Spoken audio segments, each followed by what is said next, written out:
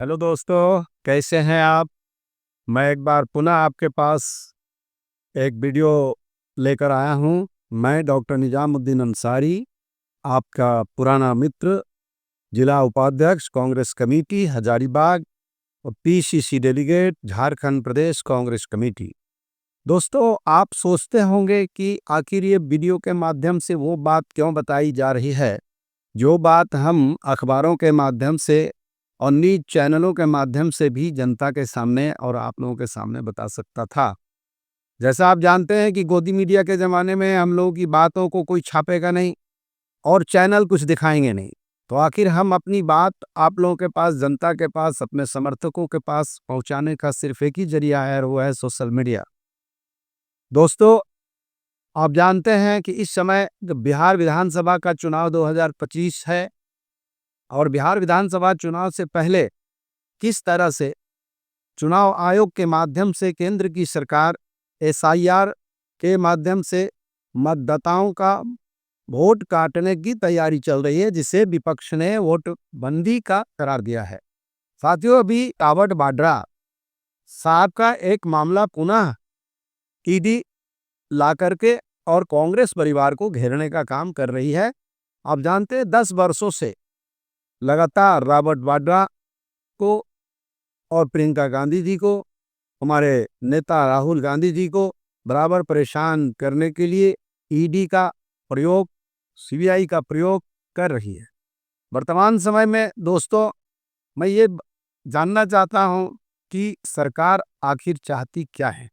दोस्तों, क्या रॉबर्ट वाड्रा पर ईडी की हालिया कार्रवाई सिर्फ एक कानूनी प्रक्रिया है या इसके पीछे एक सोची समझी राजनीति?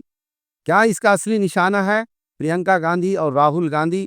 आइए इस पूरे घटनाक्रम को समझते हैं तथ्यों के साथ, तर्कों के साथ और इतिहास की रोशनी में।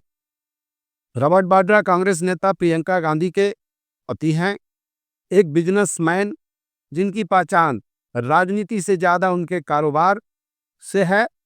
और इसके वजह से, चूंकि रॉबर्ट वाड्रा प्रियंका गांधी के पति हैं, वो एक बिजनेसमैन है, आज तक वो राजनीति में कदम नहीं रखा, लेकिन चूंकि वो प्रियंका गांधी के पति हैं, इसलिए उनके माध्यम से पूरे गांधी परिवार को ईडी और सरकार घेरने की साजिश कर रही है। 2000 के दशक में डीएलएफ समेत कई रियल एस्टेट डील्स को लेकर उनको चर्चा में लाया गया था। जुलाई 2025 में एक बार फिर से प्रवर्तन निदेशालय ने रॉबर्ट वाड्रा को पूछताछ के लिए बुलाया है। मामला लंदन में तथाकथित तौर पर खरीदी गई प्रॉपर्टी से जुड़ा हुआ है। क्या किसी व्यक्ति को प्रॉपर्टी खरीदना गुनाह है? आप जानते हैं कि मेहुल चोकसी और ललित मोदी जैसे लोग, दर्जनों लोग आज विदेश में आराम से मौज बना रहे हैं। लोगों ने तो यहाँ तक कहा कि सरकार के कहने पर ही हम बाहर आए हैं देश से। सरकार ने आज तक जांच नहीं किया। दावा किया गया है कि यह संपत्ति अवैध धन से खरीदी गई है, जो लंदन में संपत्ति लिया गया है। 10 वर्षों में वो कुछ नहीं आज कर पाए हैं लोग। इससे पहले भी 2019 में रॉबर्ट वाड्रा से कई बार ईडी पूछताछ कर चुकी है, लेकिन अब चुनावी साल में यह मामला फिर सक्रिय हो गया। अब चुनावी साल है, स्वाभाविक है, भारतीय जनता पार्टी को विकास से आज तक कोई मतलब रहा नहीं है। बेरोजगारी का सवाल, बेकारी का सवाल, महंगाई का सवाल और आर्थिक नीतियों का सवाल, विदेश नीति पर सरकार का फेल होना, इन तमाम सवाल को पूछा नहीं जा सकता, क्योंकि बीजेपी जब जब इन सवालों को विपक्ष आती रही है, तब तक ये रॉबर्ट वाड्रा जैसे मामले, सिंदूर जैसे मामले में जब सरकार पिछड़ गई, अब इनको तो कुछ मसाला चाहिए, इसलिए ये रॉबर्ट वाड्रा का मामला फिर सामने में लाए हैं। सवाल ये उठता है कि अगर यह मामला 2011-12 का है, तो इसकी सक्रियता हर बार चुनावों के समय क्यों होती है? 2025 में कई राज्यों में चुनाव है और 2029 में लोकसभा चुनाव। क्या कार्रवाई विपक्षी नेताओं को बदनाम करने की रणनीति का हिस्सा है? बिल्कुल। सरकार ईडी को सामने लाकर, ऐसे पुराने मामले को सामने लाकर और विपक्ष को बदनाम करने के लिए निशाने पर ले रही है। आप जानते हैं प्रियंका गांधी लगातार उत्तर प्रदेश और हरियाणा में सक्रिय रही हैं। उनकी रैलियों में काफ़ी लोगों की भीड़ जमा हो रही है और इसलिए ये बीजेपी को यह घबराहट हो रहा है। बीजेपी को यह डर है कि प्रियंका गांधी का ग्रास रूट कनेक्शन और महिला वोटर में पकड़ मजबूत हो रही है और उस पकड़ को कमजोर करने के लिए तरीका यही है कि उनके पति को एक पुराने मामले में फिर से घेरा जाए। राहुल गांधी 2019 के बाद जब उन्होंने देखा कि भारतीय जनता पार्टी के खिलाफ ना तो मीडिया कुछ बोलती है और ना ही कोई विपक्ष के नेता जब बोलते हैं तो उसको ईडी सीबीआई के तहत अरेस्टिंग तमाम तरह के हथकंडे भारतीय जनता पार्टी की सरकार लगाती रही है। राहुल गांधी भारत जोड़ो यात्रा और न्याय यात्रा के जरिए जमीनी राजनीति में दम दिखा चुके हैं।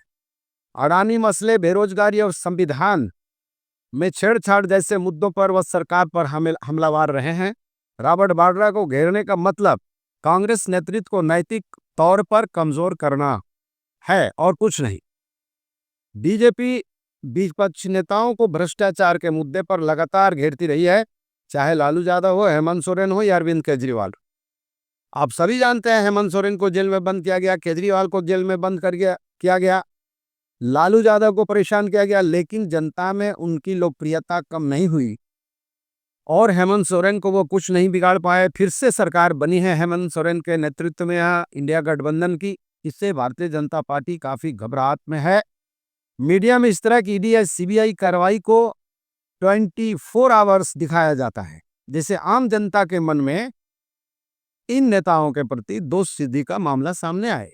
वहीं अगर भारतीय जनता पार्टी के नेता कुछ भी करे, उनके बारे में कुछ नहीं दिखाया जाता। मणिपुर आज तक प्रधानमंत्री नहीं गए, लेकिन मीडिया उसे नहीं दिखा रही है। मणिपुर जल रहा था और हमारे विश्व गुरु माननीय प्रधानमंत्री नरेंद्र मोदी जी विदेश की यात्रा कर रहे थे। तो इस तरह रॉबर्ट वाड्रा पर किसी अदालत ने अब तक दोष सिद्ध नहीं किया है, फिर भी उन्हें भ्रष्ट साबित करने की कोशिश भारतीय जनता पार्टी की लगातार हो रही है। यह लोकतंत्र के लिए खतरे की घंटी है दोस्तों। ईडी जैसी संस्थाओं का बार बार राजनीतिक विरोधियों के खिलाफ इस्तेमाल लोकतंत्र के लिए घातक हो सकता है। अगर जांच निष्पक्ष नहीं होगी तो जनता का विश्वास इन संस्थाओं से उठ सकता है। यह भी देखना होगा कि क्या बीजेपी अपने किसी भी बड़े नेता के खिलाफ ऐसे ही पारदर्शिता दिखाती है। सवाल ये नहीं है कि रॉबर्ट वाड्रा निर्दोष हैं या दोषी, यह अदालत तय करेगी। सवाल यह है कि क्या जांच एजेंसियों का इस्तेमाल राजनीतिक हथियार के तौर पर हो रहा है। क्या प्रियंका गांधी और राहुल गांधी को घेरने के लिए यह सब किया जा रहा है।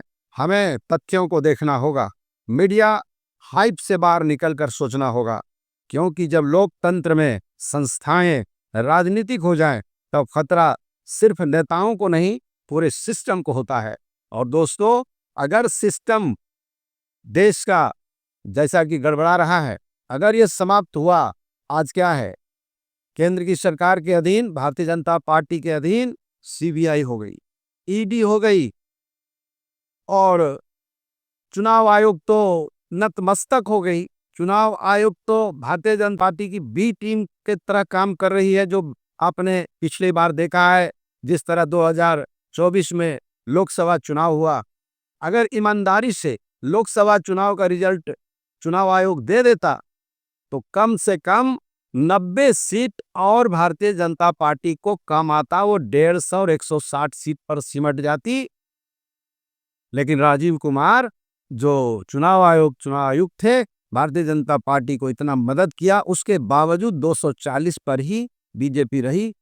उम्मीद कीजिए कि जिस तरह का भारतीय जनता पार्टी काम कर रही है, आने वाले दिनों में जब चुनाव होगा 2029 में, निश्चित रूप से भारतीय जनता पार्टी सत्ता से बाहर होगी। राहुल गांधी, प्रियंका गांधी, सोनिया गांधी को और कांग्रेस और विपक्ष के तमाम नेताओं को जिसका ये परेशान कर रही है पार्टी, जनता देख रही है और जनता ही इस देश की मालिक है। जनतंत्र में आप बहुत दिनों तक तानाशाही नहीं कर सकते। अंग्रेज भी चले गए, गोरे अंग्रेजों को हटाया गया। दोस्तों, अब मैं इन्हीं शब्दों के साथ आप लोगों पर छोड़ता हूं कि क्या इस देश में लोकतंत्र रहेगा, क्या इस देश में संविधान रहेगा? क्या एजेंसियों पर जनता का विश्वास रहेगा? क्या यहाँ पर विपक्ष रहना चाहिए इस देश में या नहीं रहना चाहिए? क्या विपक्षी नेताओं पर जो आक्रमण भारतीय जनता पार्टी की ओर से हो रहा है, उस आक्रमण को खत्म करना चाहिए? लोहिया जी ने कहा था, जब सड़कें सुनी हो जाती हैं तो संसद पागल हो जाता है।